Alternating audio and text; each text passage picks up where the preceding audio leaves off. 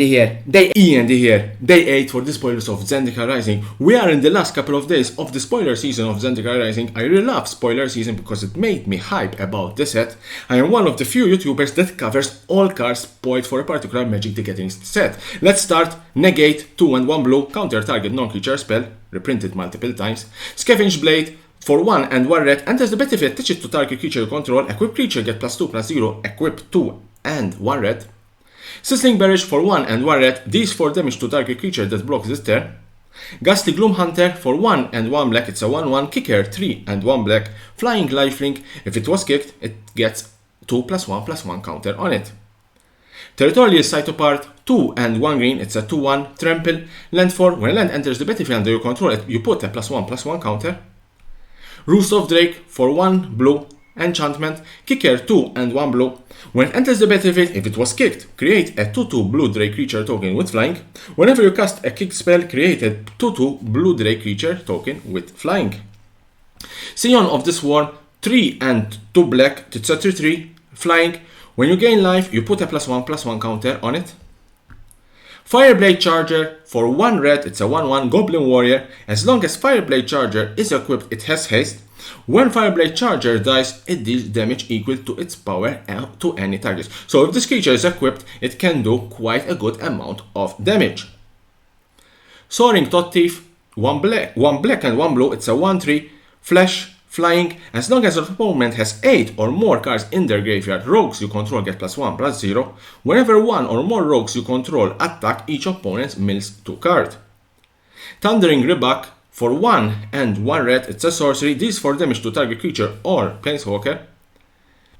Fenidyle Retreat, I prefer the regular artwork compared to the showcase artwork. Enchantment Landfall, whenever a land enters the battlefield under your control, you choose 1, create a 2/2 white cat beast creature token, or put a +1/+1 counter on each creature you control. Those creatures gain vigilance until end of turn.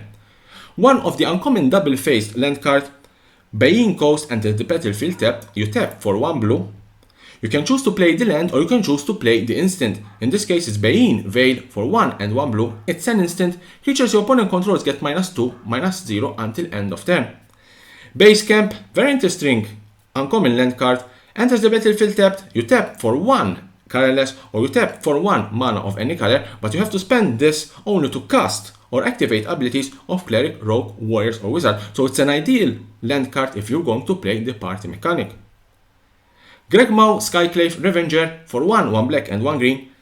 It's a legendary creature, Hydra Horror. Enters the battlefield with 3 +1/+1 counters on it. Whenever another creature you control that has a 1/+1/+1 counter on it, you put a +1/+1 counter on Gregmaw. When Gregmaw dies, you create an XX black-green Hydra creature token, where X is the number of +1/+1 counters on Gregmaw. Basically, if this creature has 3 +1/+1 counters on it, if it dies, you will create a 3/3 green and black Hydra creature.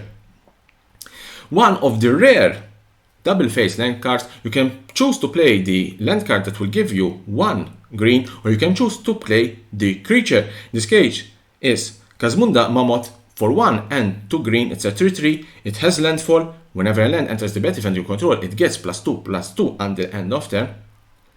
Oran Reef Ooze for 2 and 1 green, it's a 2/2, enters the battlefield with a +1/+1 counter on target creature you control. Whenever Oran Reef attacks, put a +1/+1 counter on each attacking creature with a +1/+1 counter on it. Very interesting card, it's a 2/1, but remember there is Scavenger Ooze currently in standard thanks to Corset 2021. So these two together, I think they can be very, very effective. Master of Winds, 2 and 2 blue, it's a 1/4. Sphinx Wizard, flying. When it enters the battlefield, you draw 2 cards, then discard a card. Whenever you cast an instant or sorcery or wizard spell, you may have Master of Winds. Base power and toughness became 4/1 or 1/4 until end of turn. Very interesting card, because if this has flying and your opponent doesn't have any flying blockers, this can deal 4 damage. Glasspool Shore, one of the double-faced land cards, enters the battlefield tap. You tap for 1 blue. You can choose to play the land or you can choose to play Glasspool Mimic, 2 and 1 blue. You may have Glasspool Mimic enters the battlefield as a copy of a creature you control, except it's a shapeshifter rogue in addition to its other type. Clave Shade for 1 and 1 black, it's a 3/1, kicker 2 and 1 black. Sky's Clave Shade can't block.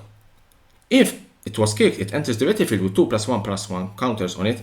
Landfall, whenever a land enters the battlefield under your control, if Sky Clave Shade is in your graveyard and it's your turn, you may cast it from your graveyard this turn. So this is very similar to Bloodghast. Bloodghast, you will return the creature from the graveyard to the battlefield when a land enters the battlefield under your control. In this case, Sky Clave Shade, you can cast Sky Clave Shade from your graveyard on the battlefield if a land enters the battlefield, and you can cast it using also the kicker cost. So if it's a late game and you put a land, you can cast it with its kicker and you will have a 5/3 creature. Very, very strong card. Very similar to Bloodghast, as I said you. Shadow's Vertex, 3 and 2 black, it's a sorcery. Exile all creatures and planeswalkers with converted mana cost 3 or less from battlefield, and all creatures and planeswalkers cards with converted mana cost 3 or less from all graveyard.